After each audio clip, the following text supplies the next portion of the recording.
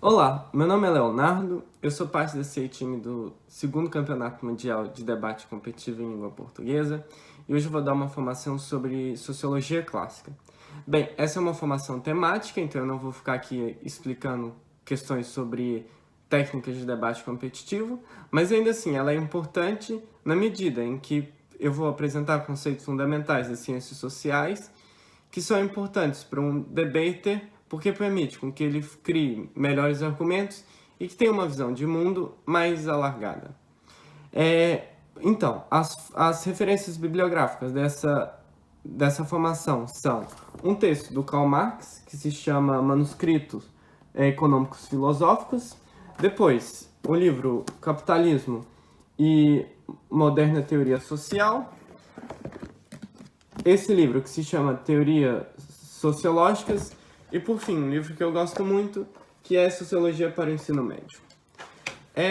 Então vamos lá. Essa formação foi pensada inicialmente a partir de 4 sociólogos, mas depois eu reduzi a 3 por uma questão de tempo.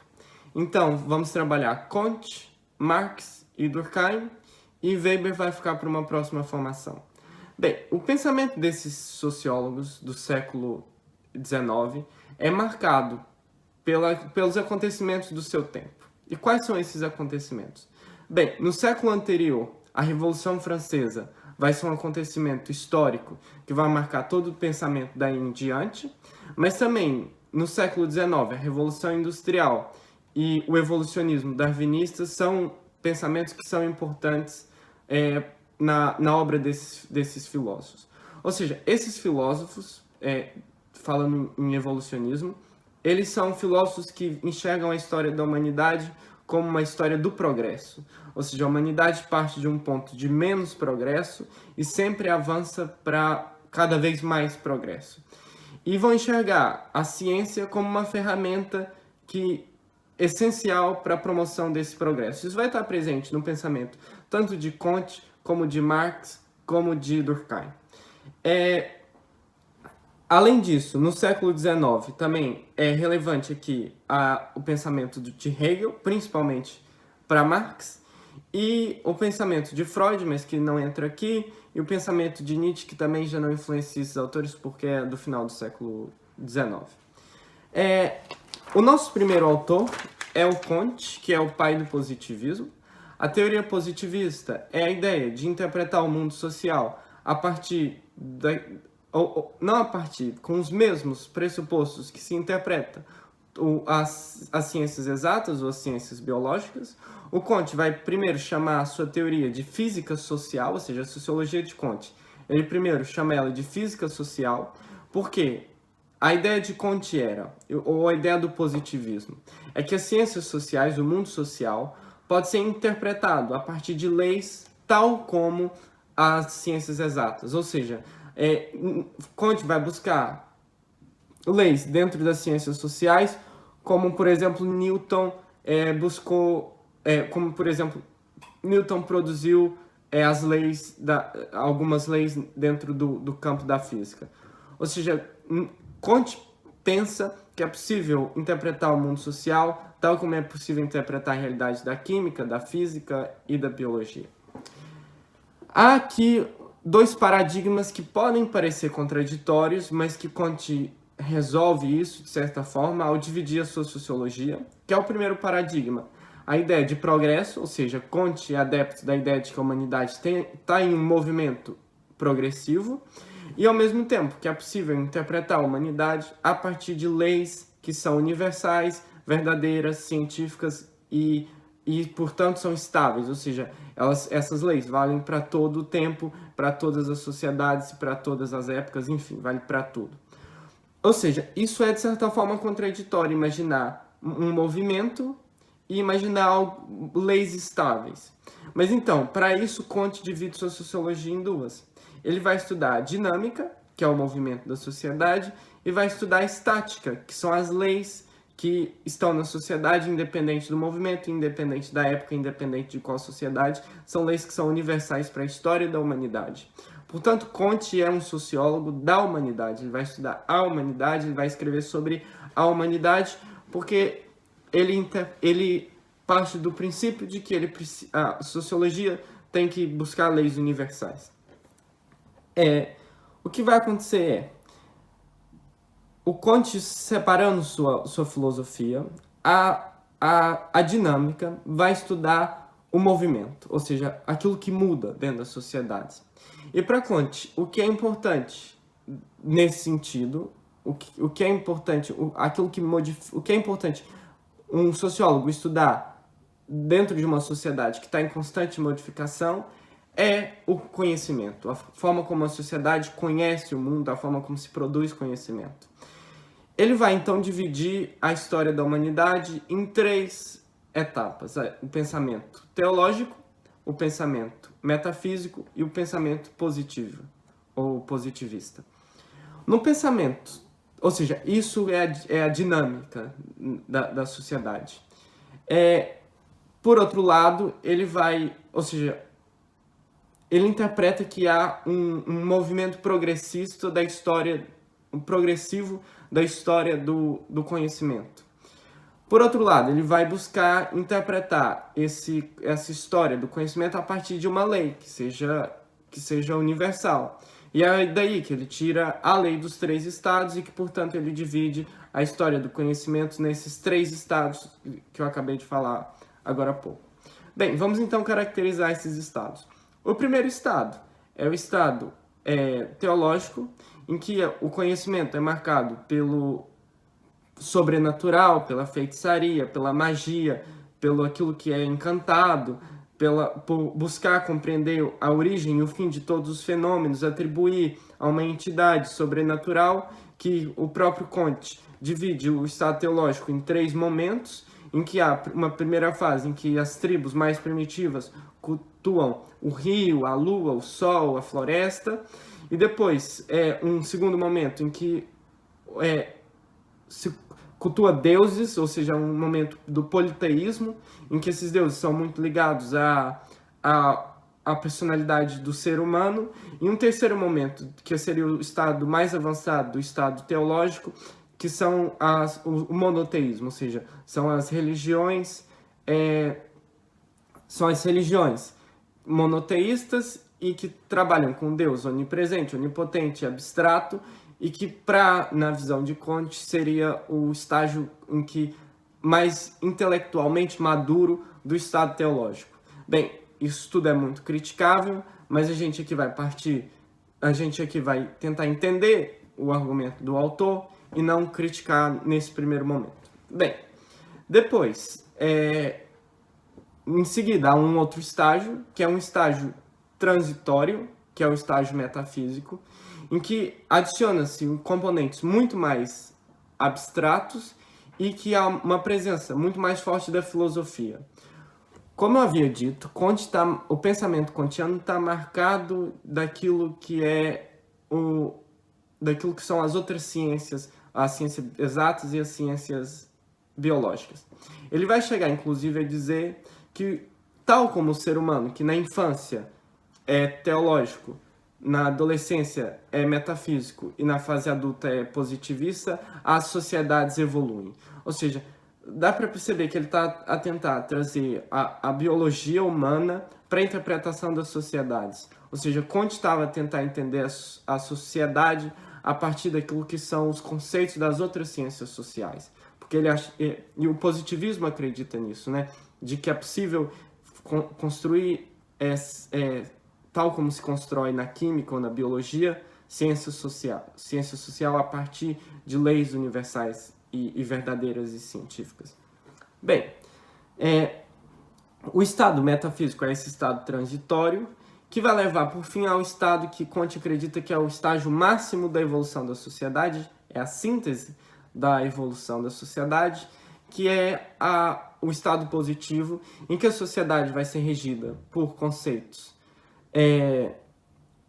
científicos, verdadeiros, universais, e que as questões que a sociedade vai buscar responder são aquelas questões que a ciência consegue responder, que são as questões que importam, ou seja, as questões em que se consegue chegar a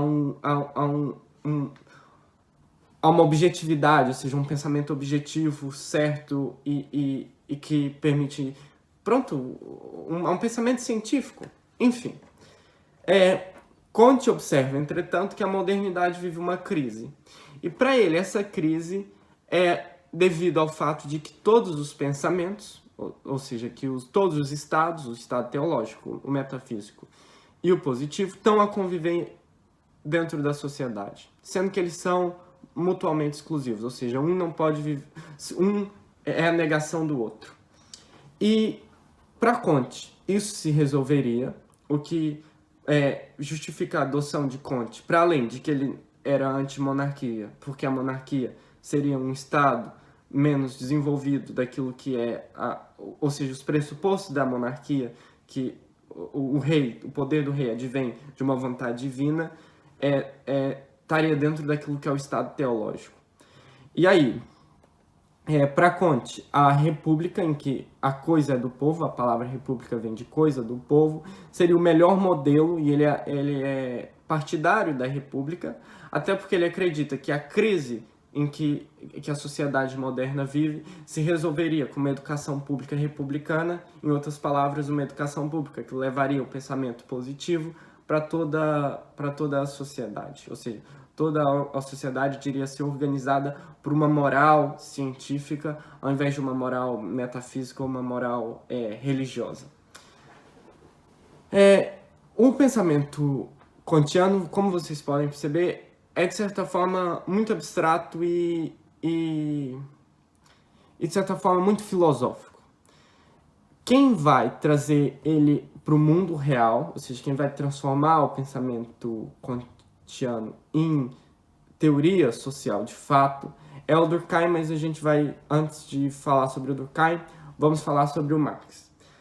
Se alguém quiser saber mais sobre o pensamento kantiano, eu recomendo 2 textos, que é A Lei dos Três Estados, que por acaso está nesse livro aqui, e que também tem nesse livro, que é a Introdução à Filosofia Positiva.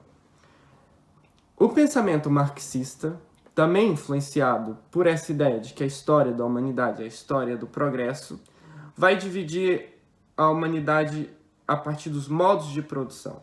Marx era materialista e acreditava que a economia, o mundo material, diferente de Comte, que olha para o conhecimento, o mundo material é que vai organizar o mundo das ideias numa sociedade ou a forma como o conhecimento é produzido. Ou seja, para Marx, os indivíduos não são sujeitos de si mesmos, mas são produtos de suas classes sociais.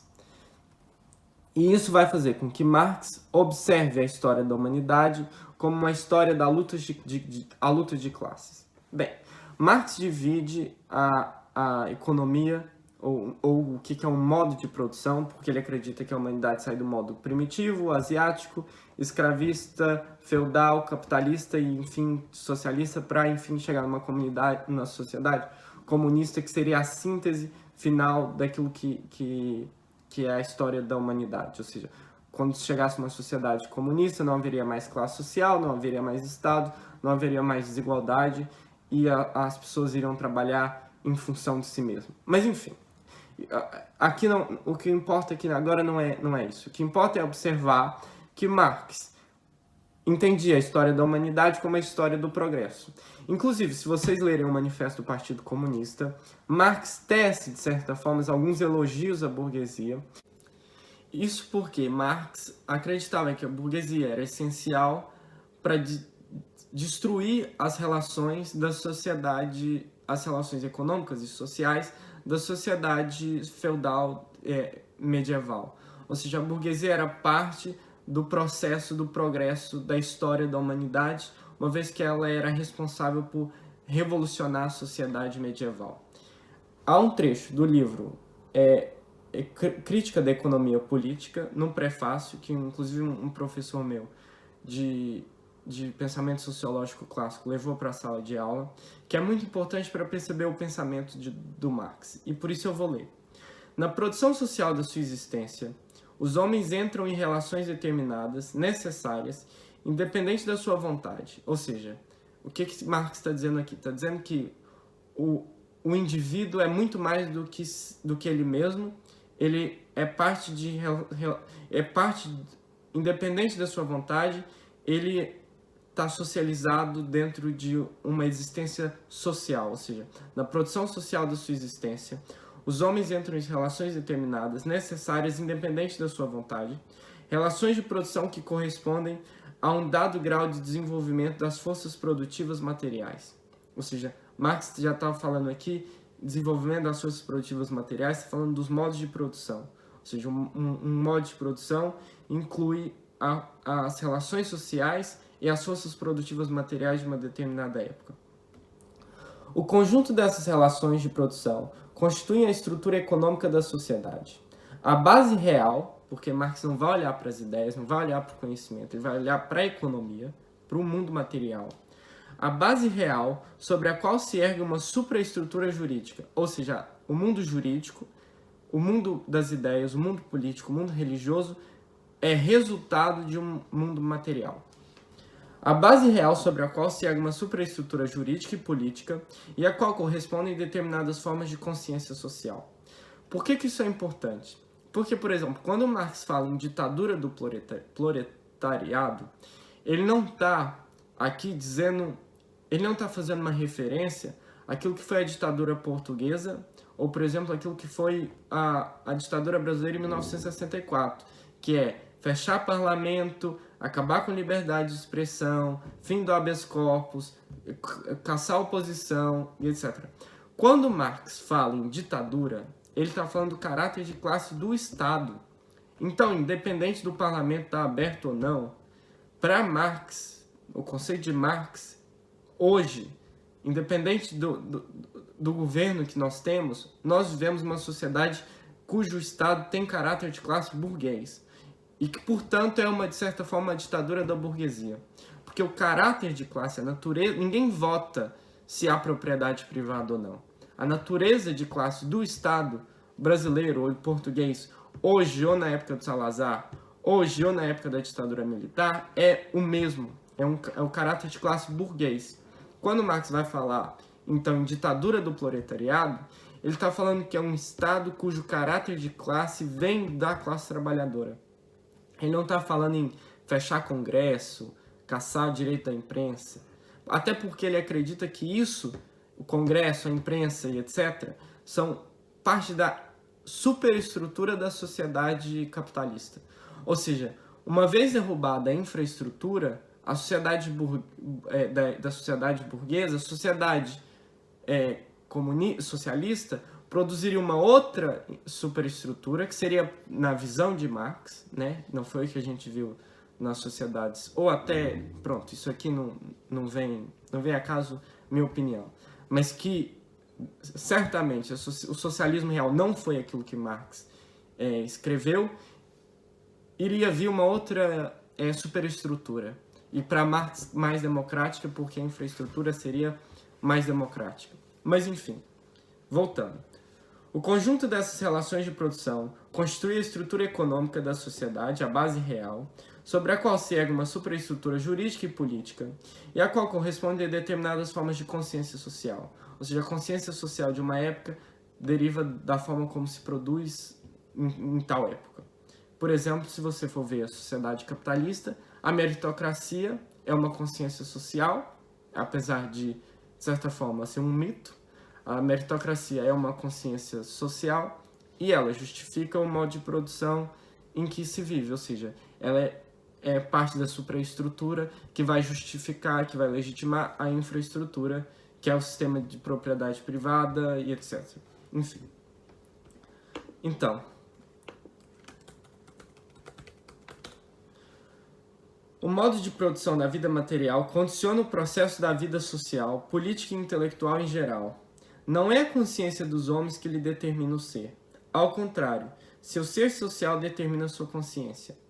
Em um certo estado de desenvolvimento, as forças produtivas materiais da sociedade entram em contradições com as relações de produção existentes, ou seja, as forças produtivas e as relações sociais. Em determinado momento, as forças produtivas estão tão desenvolvidas que ela entra em contradição com as relações sociais existentes.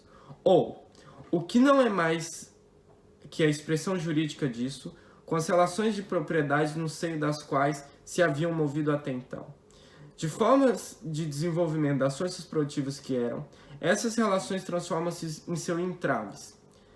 Abraça-se, então, uma época de revolução social. Ou seja, a revolução vem, a troca do modo de produção vem, quando as forças produtivas materiais entram em contradições com as relações sociais de um determinado período. É isso que Marx, ou seja, temos síntese, porque o pensamento de Marx é muito influenciado pelo pensamento de Hegel, como eu havia dito, que é um pensamento que influencia todo o século XIX. Hegel acredita que a história ela é movida por uma síntese, que por consequência gera a sua própria contradição, que é uma antítese, e que o embate entre a síntese e a antítese vai levar a... Peço desculpa, eu falei errado. A história produz uma tese que tem dentro de si sua própria contradição, que gera uma antítese, e que a luta entre a tese e a antítese gera uma síntese. Ou seja, a sociedade medieval, por exemplo, gerou contradições dentro de si mesmo, e essas contradições produziram a burguesia, ou seja, síntese. A tese gerou uma antítese, que é a burguesia, e a luta entre essas duas sociedades gerou uma síntese, que é a sociedade burguesa, o capitalismo. Por que Marx acredita, então, que o proletariado é a síntese final da história da humanidade? Por que ele não vai se estabelecer na visão de Marx como mais um degrau dentro da história da humanidade, ou seja, mais um passo? Ele será o passo final. Porque para Marx, o proletariado é mais do que resultado da sociedade capitalista. Ele carrega em si a síntese de todas as classes oprimidas em todos os modos de produção. Tem algo nele, por ele ser resultado desse processo de síntese, de tese, antítese e síntese. O proletariado é a síntese de todas as outras classes. E ele sendo o resultado final, por carregar a contradição de todos os modos de produção até então, no momento em que ele tomar a infraestrutura da sociedade, ele vai produzir uma nova sociedade cuja infraestrutura e a supraestrutura, na visão de Marx, é absolutamente livre de qualquer tipo de opressão. Não há Estado, não há classes sociais, há igualdade e liberdade. E o ser humano passa a viver de acordo com as suas próprias necessidades, de acordo com seus próprios desejos. Continuando.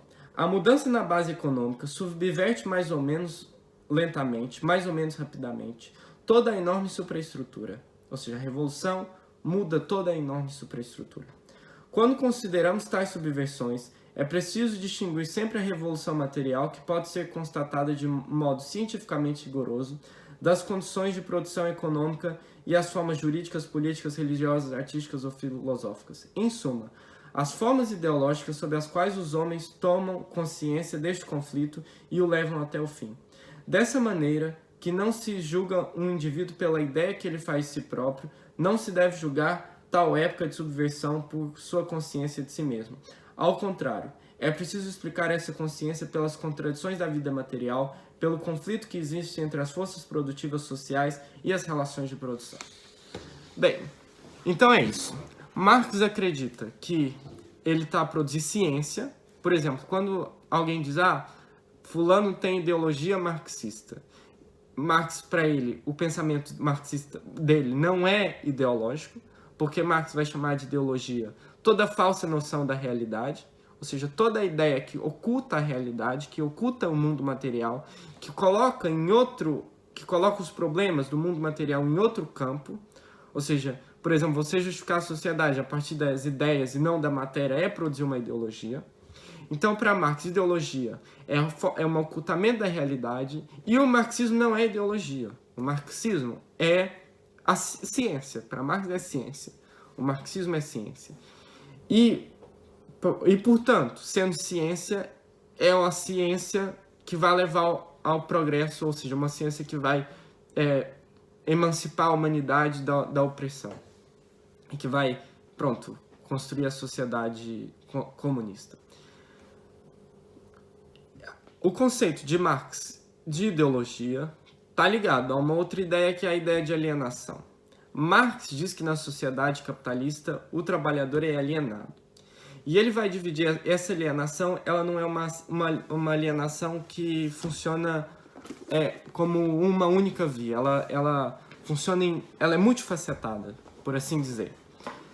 E Marx vai dizer que, portanto, o trabalhador está alienado por 4 motivos que eu vou ler aqui, porque também sinto mais confortável lendo esses motivos do que explicando. O primeiro, o trabalhador é alienado porque não tem controle sobre a distribuição do produto de seu trabalho. Aquilo que produz é apropriado por outros, pelo que o próprio trabalhador não beneficia dele. O princípio básico da economia de mercado diz-nos que os bens são produzidos para a troca. Na produção capitalista, a troca e a distribuição dos bens são controlados pelo mecanismo de mercado livre. O próprio trabalhador é considerado como um bem comprado e vendido no mercado, não tendo, portanto, poder de influenciar o destino de sua produção. Ou seja, o trabalhador, quando recebe um salário, e, por exemplo, se eu consigo contratar um trabalhador por exemplo, R$200 ou 50 euros a hora, e aquilo que ele produz custa, sei lá, o resultado final custa 70 euros a hora, ou 280, não sei, reais, ele precisa, ou seja, o trabalhador vale menos do que o próprio objeto que produz. O tempo do trabalhador, ou seja, no mercado eu compro e vendo trabalho, força de trabalho compra e se vende. E essa força de trabalho vale menos do que o objeto que ela produz. Isso é parte do processo da alienação. O próprio trabalhador é considerado um bem comprado e vendido no mercado, não tendo, portanto, poder de influenciar o destino da sua produção. O mecanismo do mercado funciona de modo a promover os interesses do capitalista, em detrimento dos do trabalhador. Por essa razão, quanto mais o trabalhador produz, menos tem para consumir. Quanto maior é o valor que cria, menos valioso se torna. E aqui é importante observar que quando o Marx fala que o trabalhador fica cada vez mais pobre, ele fala do ponto de vista relativo. Ou seja, o capitalismo se desenvolve, as forças materiais estão em desenvolvimento. O trabalhador, nos anos, por exemplo, 70, produzia 2 carros, um exemplo aqui de forma muito genérica e abstrata. Produzia 2 carros por dia e recebia 1.000 euros para fazer isso. Com o decorrer dos anos, o trabalhador passou em 2 dias a produzir 50 carros. Mas por quê? Ficou cada vez mais especializado, porque tem conhecimento de cada vez mais técnicas, mas passou a receber 1.200 euros por mês. Ou seja, o trabalhador aumentou sua produção, mas aquilo relativamente a que ele produz e o que ele ganha é cada vez menor. Ou seja, para Marx, o trabalhador no capitalismo vai ficar cada vez mais pobre. Porque à medida que o capitalismo se desenvolve a custo, para Marx, do trabalhador, o trabalhador fica mais pobre. E isso é também parte do processo alienante. Ponto número 2. O trabalhador é alienado da tarefa em si. Se o produto do trabalho é alienação, a produção em si tem que ser uma alienação ativa. E alienação da atividade e atividade da alienação. A tarefa executada pelo trabalhador não lhe faculta as satisfações intrínsecas que lhe permitam desenvolver livremente as suas energias mentais e físicas, uma vez que o trabalho é imposto unicamente pelas forças das circunstâncias externas. O trabalho deixa de ser um fim em si para se tornar um meio de atingir um fim. Demonstra nulo o facto de que, sempre que não se enxerga sobre eles uma compulsão física ou de outra ordem qualquer, os homens fogem do trabalho como da peste. Ou seja, você trabalha não por um fim em si mesmo, mas como um meio de sobrevivência. O trabalho não é uma opção, é imposto, é violento. Ponto número 3. Uma vez que todas as relações econômicas são também relações sociais, a alienação do trabalho tem ramificações diferentemente sociais.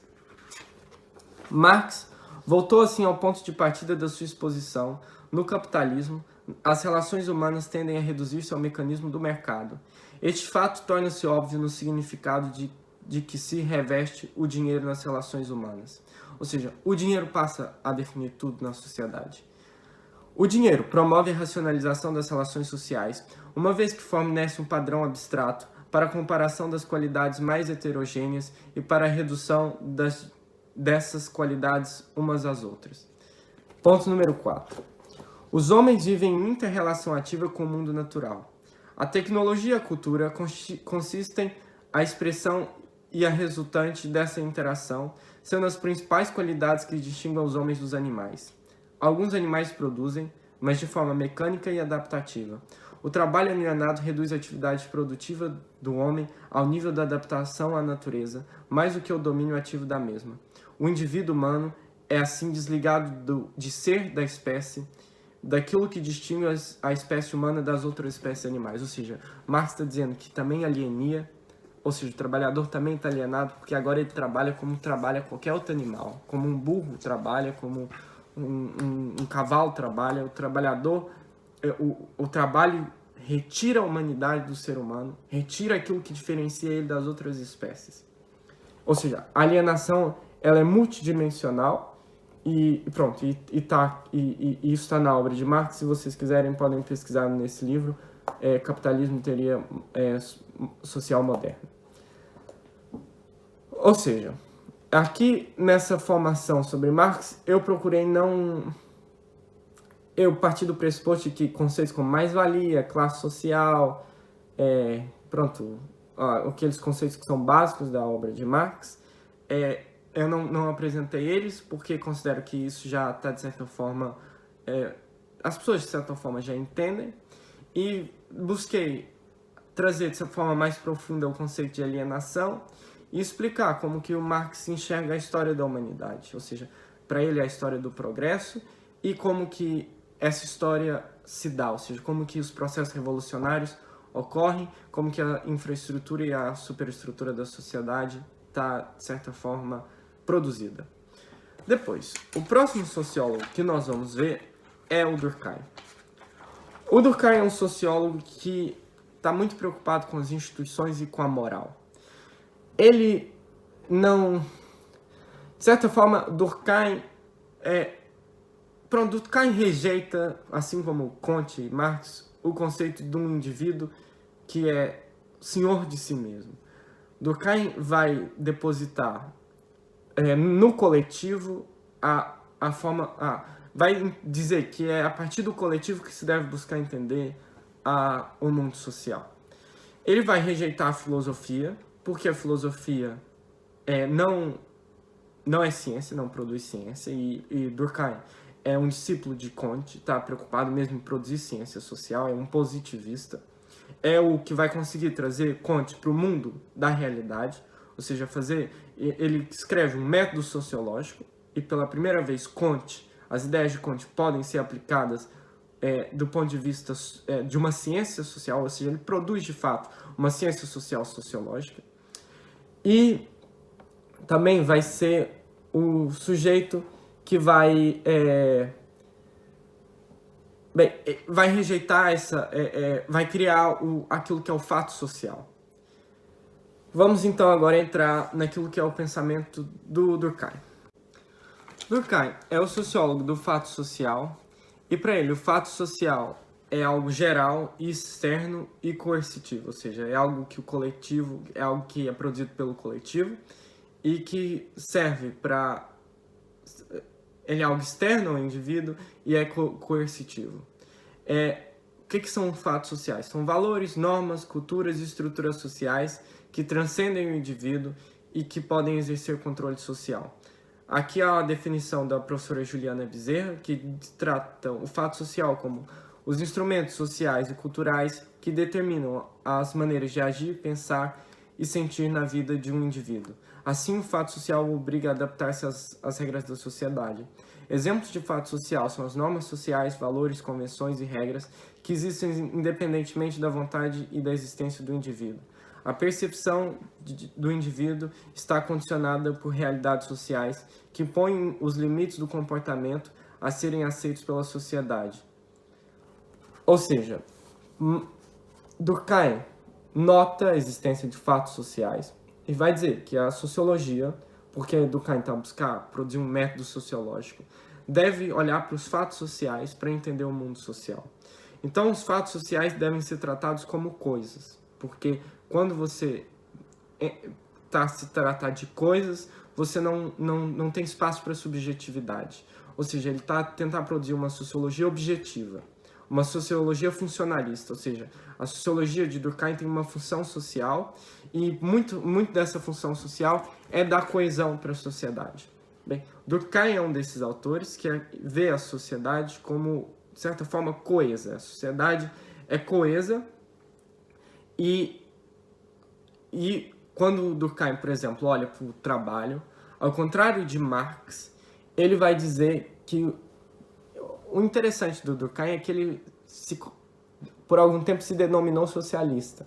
Mas não porque Durkheim estava preocupado com o igualitarismo dentro da sociedade ou porque Durkheim tinha influências de Marx. Durkheim se diz por um tempo socialista porque era tão devoto daquilo que ele considerava o pensamento científico e, na época, o socialismo era considerado um pensamento científico, que o Durkheim vai automaticamente se alinhar com esse pensamento e vai se dizer por algum tempo um sociólogo de esquerda, embora o pensamento do Durkheim, de certa forma, seja até conservador. Bem, Durkheim vai, então, tentar provar a existência dos fatos sociais e essa ideia de que é o coletivo que determina as atitudes dos indivíduos, ou seja, a produção do ser individual deriva da vontade do coletivo. Ele vai analisar o suicídio na sociedade e vai provar que o suicídio não é resultado da vontade individual, mas resultado de uma crise do coletivo. E Durkheim vai apostar nas instituições e na moral como os mecanismos que dão coesão para a sociedade. Ou seja, Durkheim está preocupado com o fato de se a sociedade está coesa ou não. Ao invés de olhar para os conflitos, como faz Marx, Durkheim vai buscar olhar para a coesão. E naquilo que é essencial em Marx, que é a divisão do trabalho, ele vai interpretar a divisão do trabalho na obra dele, da divisão do trabalho social. Ele vai interpretar que a crescente especialização do trabalho, promovida pela produção industrial moderna, trouxe uma forma superior de solidariedade e não de conflito. O que ele está querendo dizer? Ele vai dividir o conceito de solidariedade em dois, mecânica e orgânica. Vai dizer que a solidariedade mecânica é a mais comum nas sociedades menos complexas, nas quais cada um sabe fazer quase todas as coisas de que necessita para viver. O que une as pessoas não é o fato de um depender do trabalho do outro, mas a aceitação de um conjunto de crenças, tradições e costumes comuns. Enquanto a solidariedade orgânica é fruto da diversidade entre os indivíduos e não da identidade das crenças e ações. O que une as pessoas é a interdependência das funções sociais, ou seja, a modernidade trabalha com a interdependência das funções sociais, e isso unifica as pessoas. Ou seja, as necessidades que uma pessoa tem da outra em virtude da divisão do trabalho social existente na sociedade. Ou seja, a divisão do trabalho social, para Durkheim, ao contrário de Marx, não gera conflito, gera coesão. O que gera o conflito? Para ele, os problemas do final do século XIX resultados da relação entre capital e trabalho, não passa de uma questão moral em que esses conflitos surgem por falta de instituições que regulamentem a vida social.